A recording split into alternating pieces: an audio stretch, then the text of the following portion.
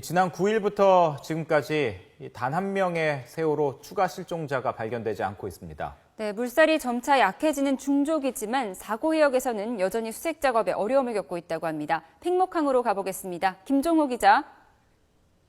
네, 진도 팽목항입니다. 네, 물살이 느려지는 정조 시간을 이용한 수색도 어려운 상황입니까?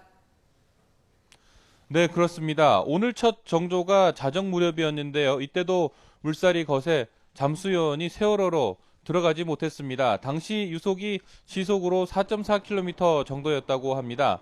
물 밖에서는 어른이 걷는 정도의 속도지만 물속에서는 엄청난 압력을 견뎌야 해서 작업이 힘들었다는 설명입니다. 최근 보면 하루 4차례씩 찾아오는 정조 시간 가운데 2번 정도만 작업이 가능한 실정입니다. 사고 해역이 워낙 물살이 빠르기로 유명한 곳이다 보니 정조 시간이라고 해도 물살이 빠를 때가 많습니다. 다음 정조 시간은 아침 7시 무렵인데 이때에는 그나마 물살이 느려질 것으로 전망됩니다. 최근 정조기를 보면 물살이 거센 정조기 다음에는 물살이 상대적으로 약한 정조기가 찾아오고 그 다음에는 다시 물살이 거센 정조기가 찾아오는 패턴을 반복하고 있기 때문입니다.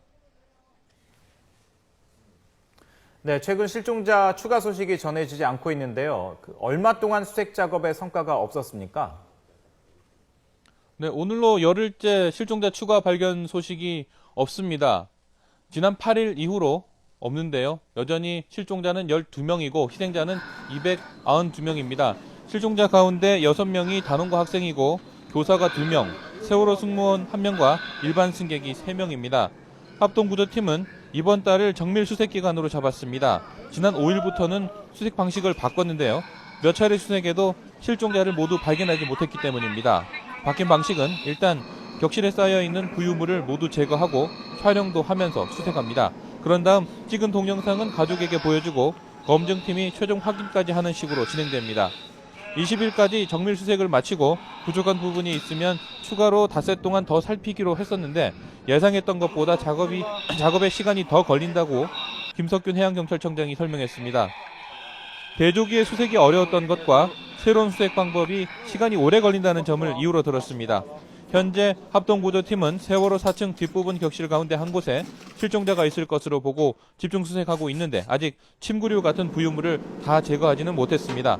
합동구조팀은 이번 달 말 정밀 수색이 끝나더라도 다음 달에는 수색 구역을 나눠서 맡은 해경과 해군, 민간업체가 책임 구역을 바꾸는 방식으로도 수색 작업을 이어가겠다고 설명했습니다. 지금까지 진도 팽목항에서 YTN 김종호입니다.